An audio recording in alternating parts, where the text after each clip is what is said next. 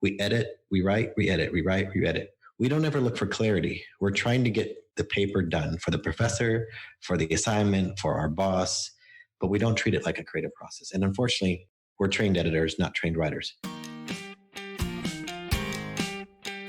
Today's episode is sponsored by the Artist Incubator. If you're ready to take your current art business to the next level, I have 2 spots right now available to work with me. To learn more, go to schulmanart.com/BIZ. That's as in B as in boy, I as in ice cream, Z as in zebra. It's the Inspiration Place podcast with artist Miriam Schulman. Welcome to the Inspiration Place podcast, an art world insider podcast for artists by an artist, where each week we go behind the scenes to uncover the perspiration and inspiration behind the art. And now, your host, Miriam Schulman. Well, hello. This is your host, artist Miriam Schulman, and you're listening to episode number 99 of the Inspiration Place podcast. I am so honored that you're here. Today, we're talking about writing books. So if you've ever wanted to write a memoir or a book about how to paint, or really anything else for that matter, then this episode is for you. In this episode, you'll discover the very first thing you need to do before you begin writing, why most would-be authors never get published, and the 3 publishing pathways and how to know which one is right for you. Today, I am honored to have both founders of Authors Who Lead. We first have Steve Vannoy, who is the COO, co-founder and artistic and creative director of Authors Who Lead, and he's the host of the Soul and Stories podcast. He guides those seeking more love, prosperity, and joy in their lives to live in alignment with self. He travels the world using gifts of intuition, wisdom, and creativity, helping others to find personal freedom from unwanted stories. Through his practice, he helps others bring visions and dreams into a reality of abundance in flow with their higher soul purpose. And of course, we also have Azul, who is the CEO and world-renowned leader, an international speaker and host of the Born to Write podcast. He's a contributor to Thrive Global, Addicted to Success, The Good Men Project, and is the best-selling author of The Art of Apprenticeship. Azul has been featured on Smart Passive Income podcast and spoken at Podcast Movement, among many others. Please welcome to the Inspiration Place, Azul, Terronez, and Steve Vannoy.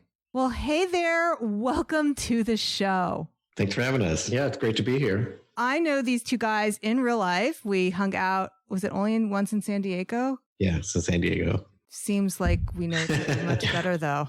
The reason why I invited you guys on to the show is because at the beginning of this year, I told myself I wanted to write a book, and that hasn't happened yet. That is the real reason I invited you on to the show. And because I have an audience of multi-passionate creative people who also, let's assume, want to write books. So it's for them, but it's really for me. So okay, we're going to help. I can't wait. Yes. Okay. When people come to you to write books, are these how-to books? Are they memoirs? Are they combinations? Can you tell me a little bit about that first? Yeah, that's a great question. I would say there are 3 types of people that come to us, and we've kind of developed an archetype or a way of understanding the publishing path for these authors. And the first one is something we've called a rising star. So these are probably people who have a book inside of them. Maybe they're still doing their 9 to 5 or they've just retired, but they know there's something more to write and they want to get known for something, maybe take that first step out. And so we recommend that person write sort of more of an opportunity for people to get to know them, something that would draw them to you. It could be a memoir. So the rising star viewpoint is the person making their first big step towards something new. So we think a book that tells their story is really important because it draws people into who they are, maybe why they should be a leader. Being a leader means a creator who's telling a story in the pages of a book.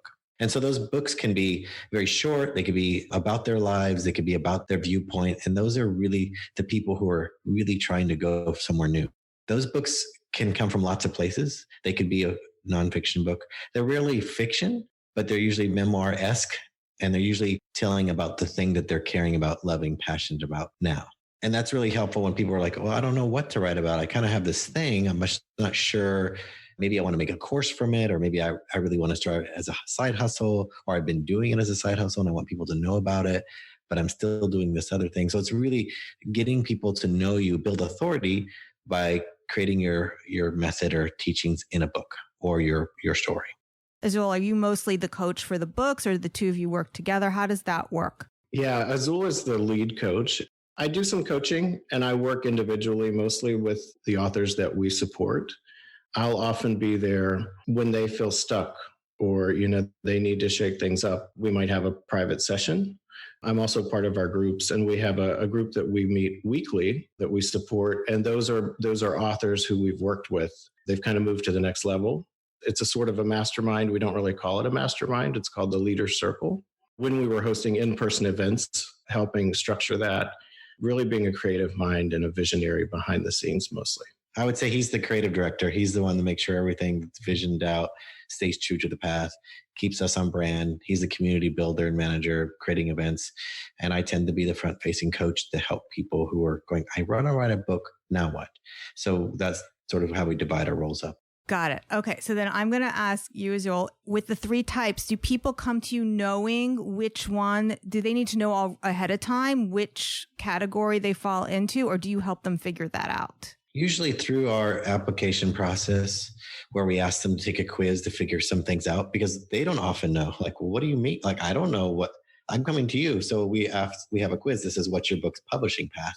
And through answering the questions, it helps separate them clearly. Oh, I see. I see why this book is best for me at this time in my life. Of course you have a quiz. What is the URL of your quiz? It's authorsoly.com/quiz. It's going to be easy. What it does is help answer these questions that you're asking me now. Like, well, what path is right for me? What book type should I create? So that first one I told you about was the rising star. Those are the ones who really, it's their first step forward in something bigger, but they're not quite making their living doing that thing or known for that thing yet, but they really want to start something next. Maybe they've had a passion for something and they want to start to share that more. So the quiz helps us to identify who they are so we can help them, because in the past, the only way we could do it is by interviewing them. We have an application process. We'd have to sift through it to decide and then work with them. The quiz's job is to help them understand, why is this their path? What types of things they'll want to do when they write a book like this, and what's the very next step. I'm selfishly going through the quiz. I don't think I fit in Rising Star because I kind of have my thing. Would you agree with it? You're both nodding. They're both nodding heads, by the way. Okay. Yeah. All right. Walk me through the second archetype. Do you call them archetypes, or what do you call them? We call them publishing paths. What's their book publishing path? Okay. So there's these optimal publishing paths that people have, and doesn't mean they shouldn't eventually write all three of those books, but depending on where they are right now, they might be in a different spot. So the second publishing path would be a trailblazer. And the trailblazer path is often a book of authority where they're trying to establish themselves as sort of get credibility. So maybe they have an audience, they probably have a following, maybe they have a podcast or blog, maybe they have an email list. They've been doing their thing on their own now, so they're growing, but they know they're not quite at the level they want to be. They want to start moving up. And they think that a book would be a good way to build credibility, to get more opportunities, to be seen as the lead in their industry, not just one of those. They want to be the person. So those trailblazers are really pushing through to create maybe a community of followers or start to get known more concretely, even outside of their niche for authority. Someone maybe the media might want to talk to, somebody that other podcasters out of the niche might want to attract, because being an author starts to attract different attention than within the small little niche that they've been working in. But they're probably successful. They're probably working on their own. They probably are doing quite well, but it's like time to expand and grow maybe into something bigger. Maybe they want to use their platform to launch into something that's next. as a podcaster myself, I don't know what the number is. So this is kind of a made up number. I'm probably 10 times likelier to ask somebody to interview for the podcast if they have written a book than if they haven't. Like if it's Coach Nancy Joe, but no book, I'm very unlikely to ask her. But if they have an angle and I understand what they're about, not only does that give me a path in to understand what their message is and how to present them to my audience, but it makes them more interesting to me. So that's just why I need a book. That aspect of what you're talking about there with the book, the credibility, it's like they may have just written it. You don't know how many they've sold.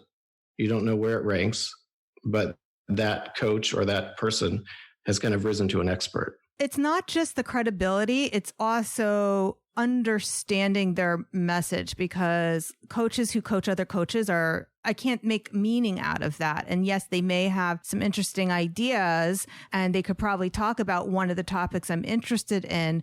But if there's no framework for me to wrap my head around, it's very difficult for me to see easily how my audience would be able to relate to it or how it relates to artists. So it's not just that I see them as more credible, but it's also kind of a pathway to understanding what they're about and what we can talk about. That's right. That's exactly right. It makes it easier to know what's your message, what's your conversation. So the media will talk to you, the big media, because they know, oh, this person talks about this. They aren't just the coach. That doesn't build confidence and clarity. So that's why the Trailblazers are often people who are really aware that it's time to get on to the vote of like, what's my uniqueness in this conversation? That middle one tends to be the largest group of people, to be honest, who are already on their way. They're making their path. They're working through it. And then lastly, fewer of these people, but they're the movement makers. These are people who have had wild success, perhaps. They have a big following. Maybe they've even sold that business, or they're being known for the person within the elite peers. They want to be seen on stages as the keynote. They want to be on the stages of their people they used to look up to when they first started. They want to have that TED Talk. They want to get interviewed by the media. They want attention from actually a traditional publisher, even if they choose to self-publish. They want to be asked to big corporations to speak and have larger speaking fees. Movement makers know that having a book that curates them as a thought leader, which is the type of book we suggest to write, a thought leader book, is the way to go. So that usually signals to people like, I am joining the ranks of whatever, who it might be. For me, it might be a Simon Sinek or Seth Godin, because I'm looking to play in their field. And to do that, I'm going to have to build authority, build my thought leader message here that makes me stand above the rest. And my peers, even amongst my peers, I might start to be elevated. So that's the movement maker. So those three pathways really depends on the type of book you're writing. If you're writing a book on thought leadership, you really have to show up outside of the niche.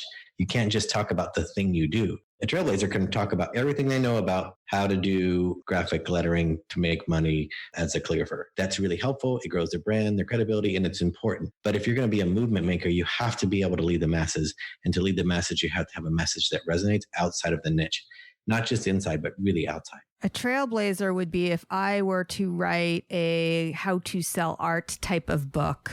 Whereas a movement maker is I'm talking about perhaps how to get inspired or something that's larger than just how to sell art. Did I get that right? Correct. They're having a bigger conversation that attracts the masses. And that's the only way I can say, rather than the niches, they're talking about the masses. That's really sexy. Okay. Yeah, they have a powerful conversation that they are going to own, and it's actually going to become part of their legacy. So it's bigger than the brand. It's the community, the masses they're going to impact. Yeah, I got lit up when you said that. I was like, oh, that sounds really fun.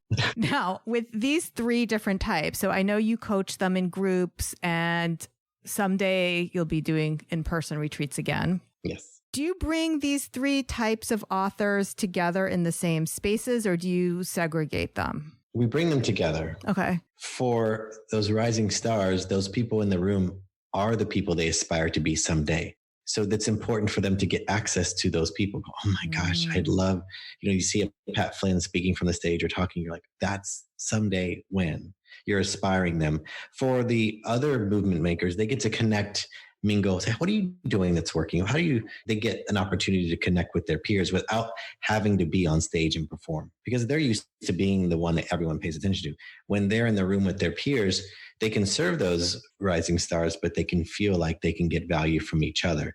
And then the Trailblazers, they're somewhere in between both of them. So they can either reach up or reach down and help. So we feel like the way we designed it is that we'd have 3 different experiences within a weekend, that one person might attend all of them because it matters. And sometimes just a movement maker will attend a dinner that's meant to be for connection. Talk to me about the experience so I can just fantasize about that day when we get to leave.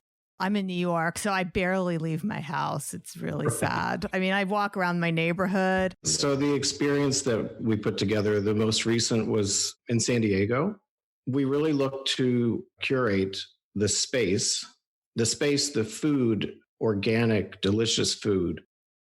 Everything was high touch and above expectations. So some people thought, I'm signing up to go to a writer's workshop. They attend that day and realize the caliber of people that had come together who just sparked amazing conversations and inspired each other. And we had hands-on. It wasn't just being talked to from the stage, but actually catering it around who showed up in the room and allowing some flexibility for Azul and I to create an experience based on all of the experience that we have in the background, knowing how to work with different types of people. And Azul, you could speak to that a little bit. It's adjusting, so that we're not pushing our agenda. We do have an agenda, but knowing that there are maybe some specific needs that show up and just being able to handle that on the day. The first thing he said, I want people to walk away saying that was a world-class event. Yeah. What does it look like and feel like? That looks like and feels like the first night you're there for the dinner. We had a beautiful dinner for all of our guests, both movement makers, Trailblazers, and also the rising stars, if they were special invite.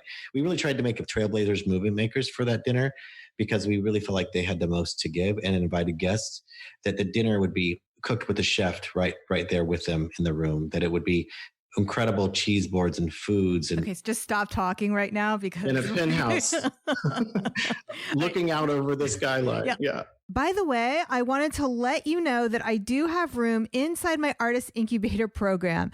So if you're lacking a solid strategy and a winning mindset, and maybe you're disappointed with your current art sales, I can help you. If you've been listening to this podcast and found my tips helpful, then maybe it's time to take the next logical step and work with me on a deeper level. The Artist Incubator program is for professional artists who want to take their art business to the next level. If you're ready to invest in your art career and join a dynamic community of artists who are all doing the same thing, go to schulmanart.com/biz as in biz to apply now. Don't worry, there's no fee or commitment to apply, and those who qualify will get a free strategy call with me. Now back to the show. By the way, I just want my audience to know that I am in no way an affiliate for, I mean, we could talk about that too. I'm in no way an affiliate for Steve. So I just really want to know about the book writing process. It sounds like an amazing experience, and I can see how I would be really lit up and excited about that. But what are you doing that helps them write the book? Right. The biggest thing we notice, the hindrance to books being written, have very little to do with words on a page. Their biggest hindrance is believing that their book's going to be good enough, depending on even where they are. So the rising stars, the movement makers, the trailblazers, they all feel this deep inside, like, well, what if it isn't good enough? How do I know it's the right book? How do I know which book to write? I've written a book before. Now I don't know if I have enough ideas. We're spending a lot of time wrestling those truths to the ground in front of them so they don't walk away with them. Because most people with good intentions, even if they start a book, don't finish it. So the statistics are something, according to the New York Times 2008, an article said that 81% of Americans say they have a book inside of them, but only 3% ever finish a manuscript. So the percentages of want versus percentages of a complete are really low in comparison to the people who want to. But even after that, so let's say that 3%, I finished a manuscript, I'm so excited. Only 30% of those people actually hit publish or get it published in any way.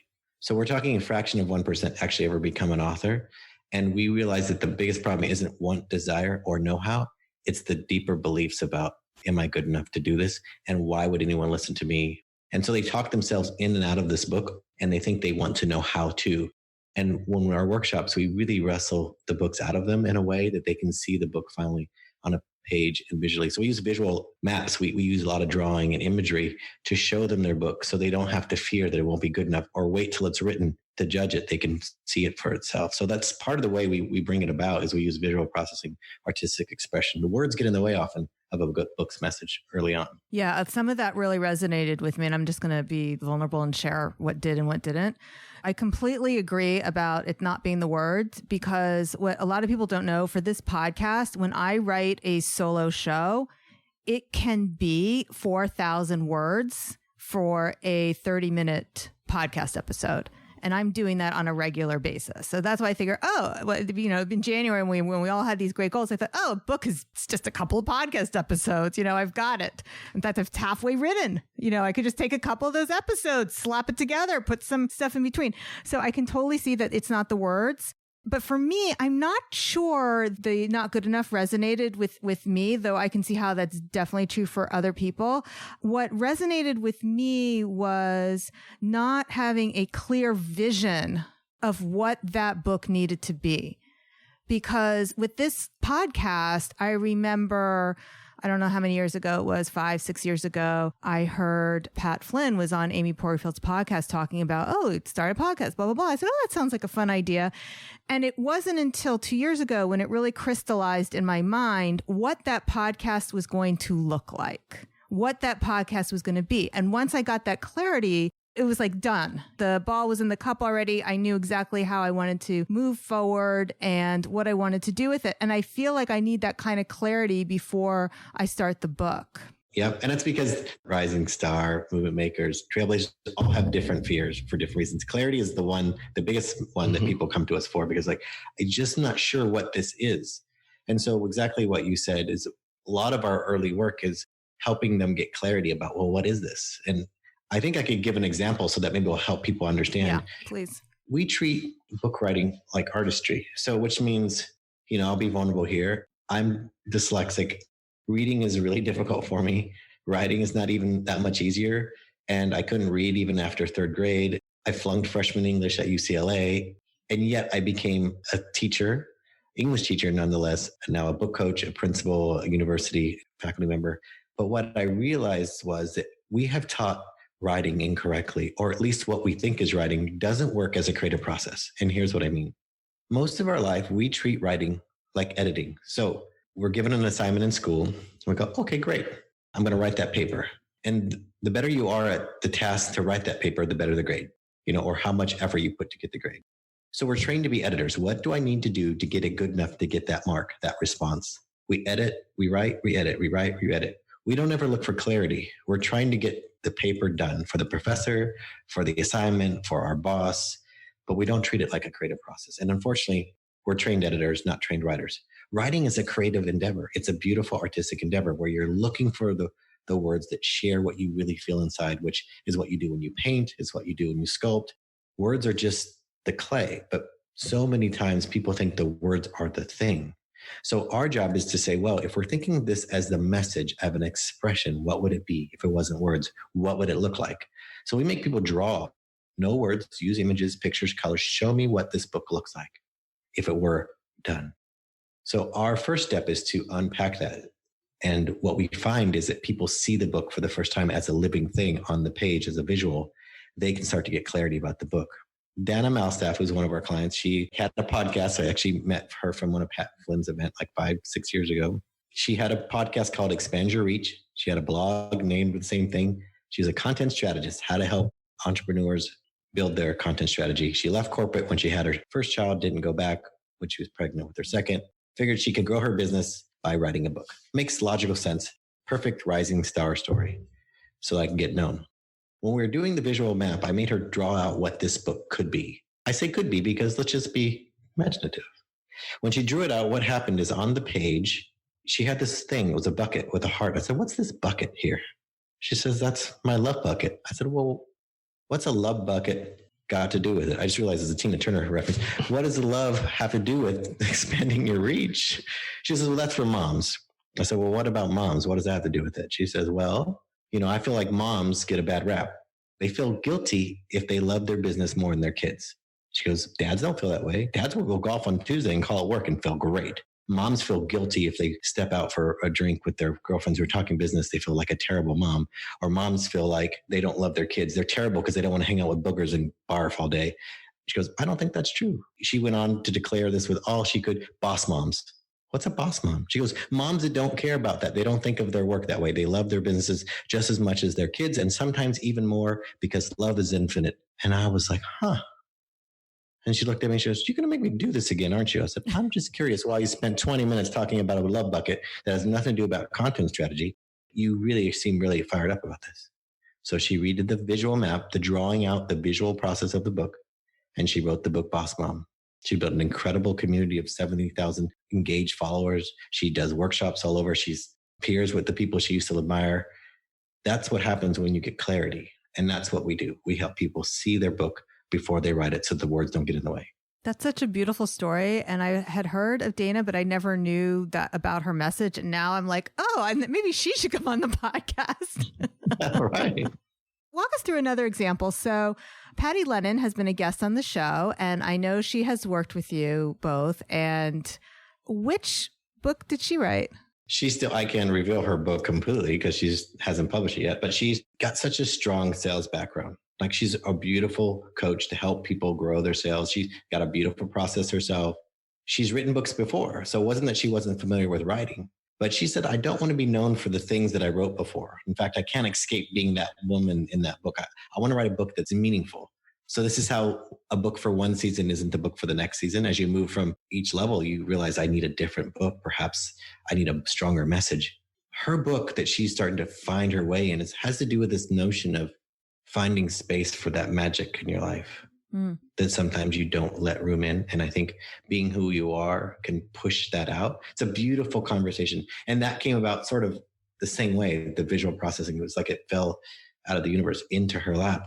But that process happens when you slow down and use art as an expression for visualizing a book.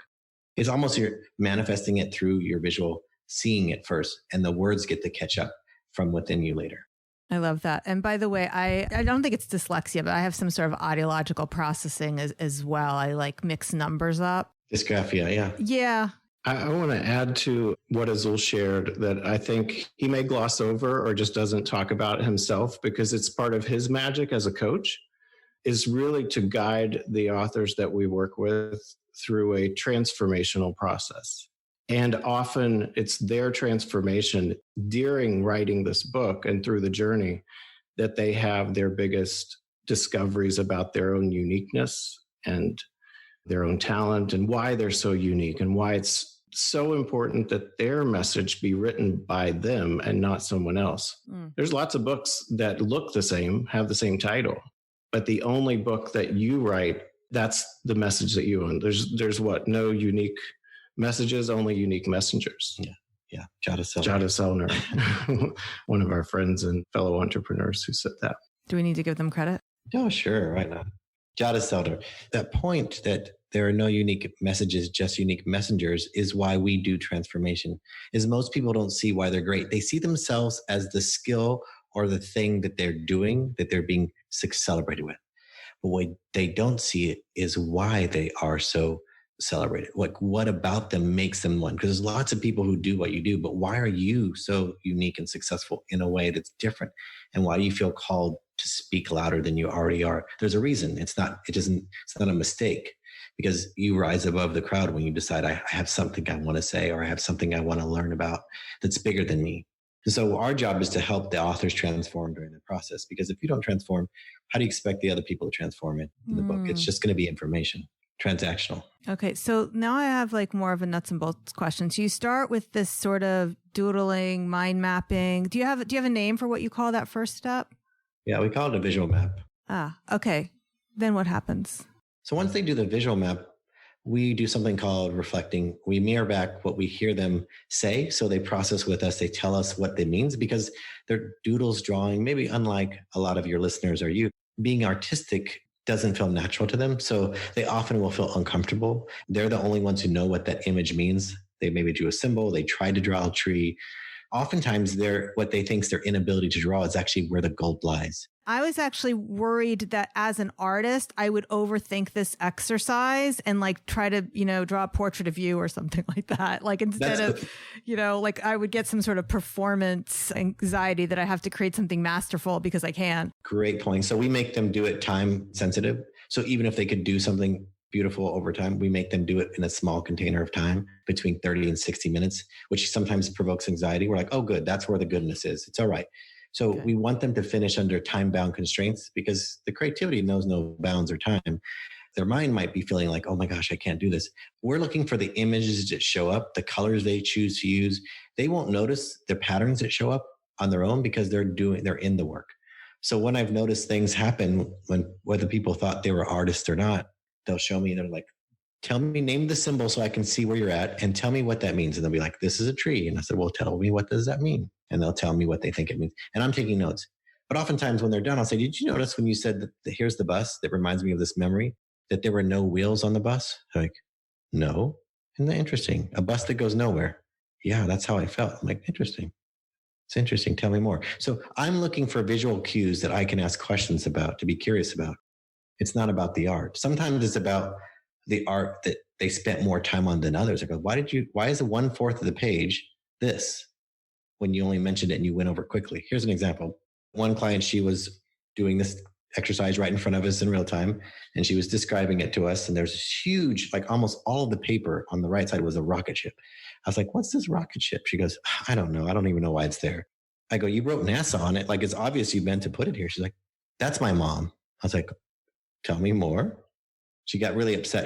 I was like, are you okay? She's like, I don't even know why it's there. I'm kind of mad that she showed up here. She always shows up here. I'm like, oh, okay. Tell me more. She said, look, my mom doesn't approve of me being an entrepreneur, being an MBA, leaving corporate to do this. She always mentions her sorority sisters who are doctors, and one is an astronaut, and I should be that. I don't want to have kids. I don't want to be married. Her mom showed up really loud. And so I was like, your subconscious brought this here for you as a gift. And so your logical mind, your left brain would have made a list of an outline. This is what I'm going to write about. I go, that's not where the golden things live. She wrote a book called Loud about silencing your inner critics. She wrote a beautiful book. It wouldn't have been told without that imagery. We wouldn't have found the conversation starter within that book. Wow. So when do they write the table of contents in an outline? Does that happen with your process? I mean, this sounds like very woo so far.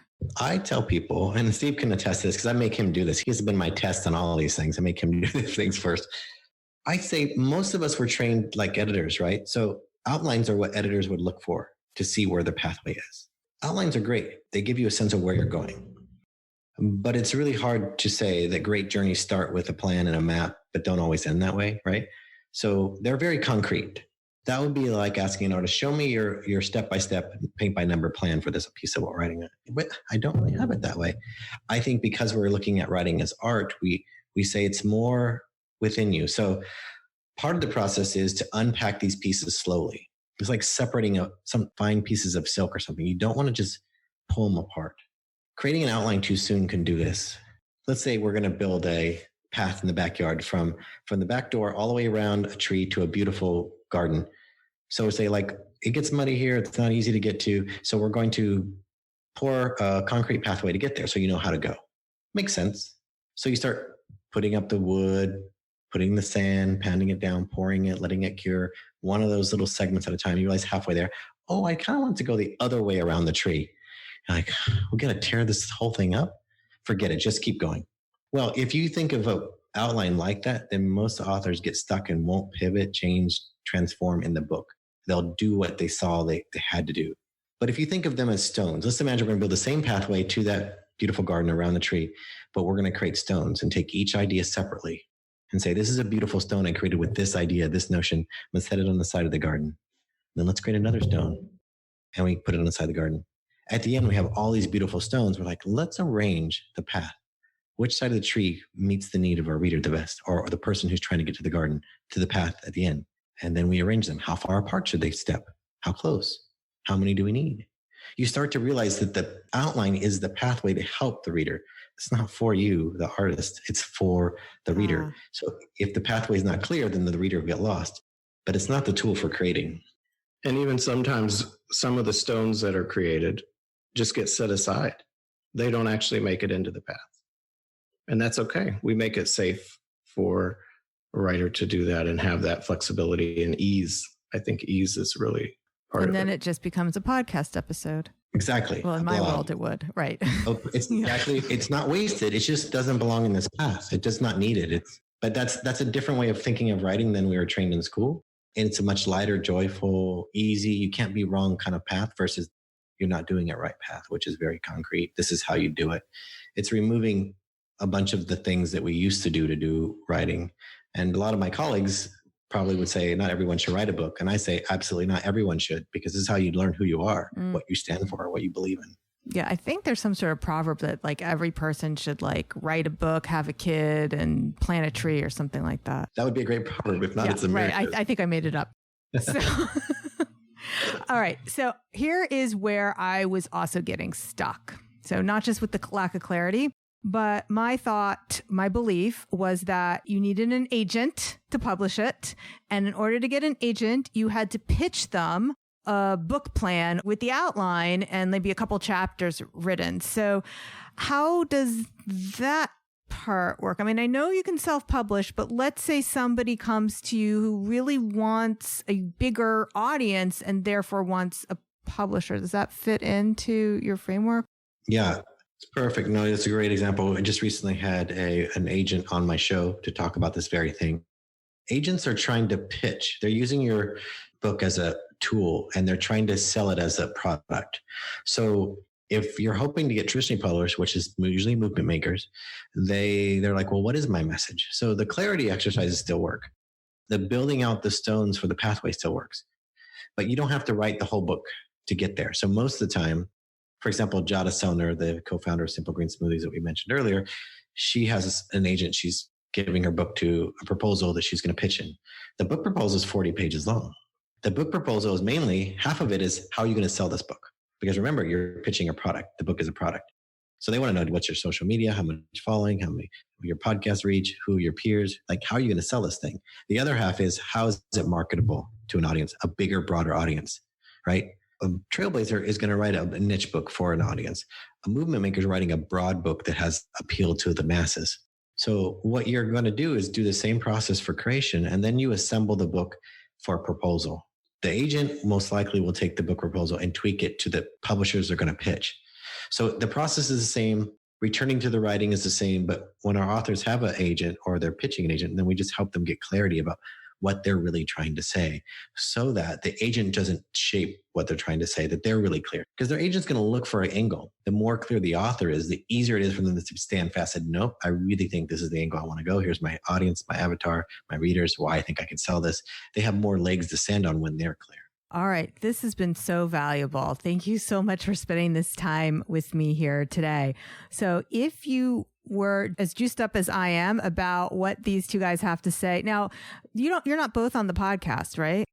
Just the Authors Who Lead podcast. Yeah, no, that's me. I'm so lucky I got both of you. Wow, I'm like so honored. All right, so the Authors Who Lead podcast on every podcasting app, and mostly you speak to authors, agents, and people who want to write a book, leaders who want to craft a message. So I just interviewed New York Times bestselling author today from Big Leap, and wrote a book called Conscious Luck. So you can hear behind the scenes of what these authors are doing when they're writing books, how it comes about, and whether or not they use an agent that they self-publish, why they choose to do that. So it's like really behind the scenes look of why this book and why are they the ones to write it. Perfect. Okay. Do you have any last words for our listeners before we call this episode complete? Look, we're all selling sunshine. We're all sharing gifts that other people are sharing. We're not writing something new as far as content goes. Content is the sunshine. It's out there, available and free. But people aren't searching for sunshine because it's everywhere. You can't say my sunshine's over here. Look at this circle on the ground, buy my sunshine. Or go over there and buy his sunshine. It's this oval. That's just sunshine. And that's sometimes people focus on the content.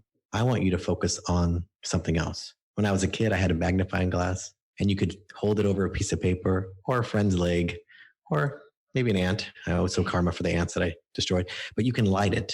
It's the same lens transforms the sunshine into a focused light. You are the lens. You're the one the world's waiting for, not the sunshine. So go find out why you're the unique one in the world to write this book.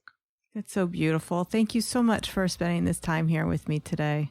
Thank you for having us. Yeah, thank you for sharing the space with us. It's wonderful.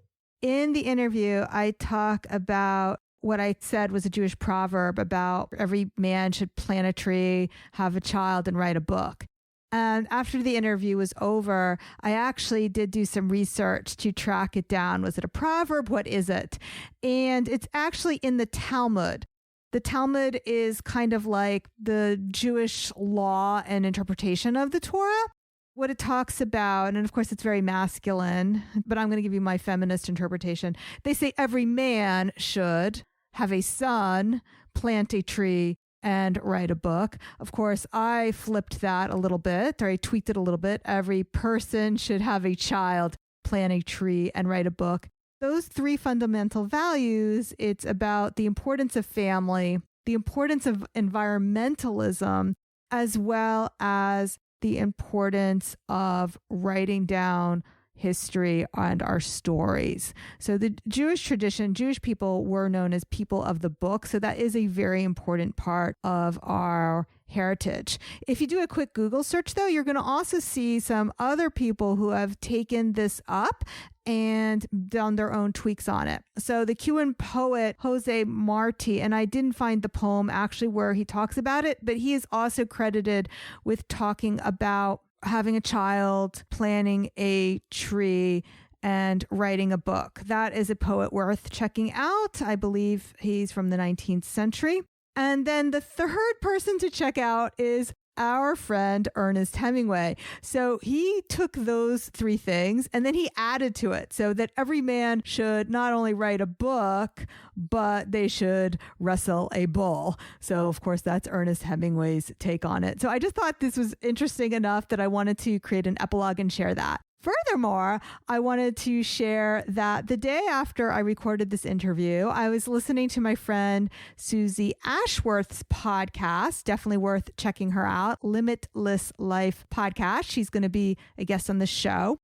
And she was talking as well about her desire to write a book in 2020 and how she's going to write one. And what stopped her was pretty much what I had said in my podcast about how she wasn't clear on her message. And then she realized that she didn't need to be clear because whatever the message was for 2020, she could write that book and then in 2021, write a different book. I thought that was so brilliant and I was so inspired that actually on the Saturday following this interview, I outlined my book. And so my book is now outlined. I pulled in 14 of my favorite podcast episodes. I took the transcripts. I now have drafted what's basically 14 chapters for my book. And it's about a 50,000 word book. And I just need to polish it. I'm going to be polishing it up during my vacation in August. And I also made a short list of literary agents I'm going to be contacting and pitching so they could help me with reaching out to publishers. So that's the game plan. I'm going to give myself a couple months to find an agent.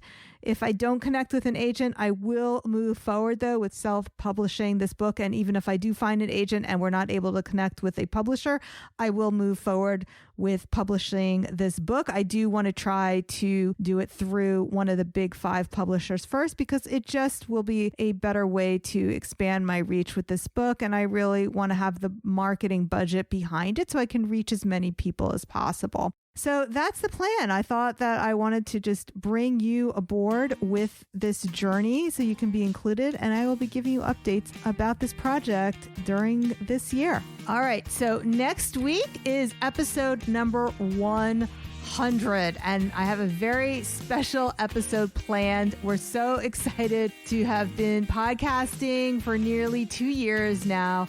And I hope you won't miss it. So make sure you're following and subscribed to the podcast. And by the way, if you want me to give you a shout out over on Instagram stories, just take a screenshot of your phone playing this episode now and tag me. I'm at Shulman Art over on IG.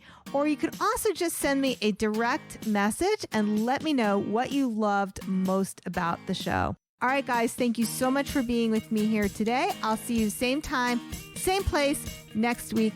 Make it a great one. Thank you for listening to the Inspiration Place podcast. Connect with us on Facebook at facebook.com/SchulmanArt, on Instagram at SchulmanArt, and of course on SchulmanArt.com. Hey there, if you like this episode, then you have to check out the Artist Incubator program. It's my private coaching program for professional artists who want to take their current art business to the next level. The program is by application only. To apply, go to schulmanart.com/biz. That's biz as in letter B, letter I, letter Z. If you qualify for a free strategy session, you'll get my eyes on your business absolutely free. And we'll discuss the steps you need to take to reach your goals and thrive.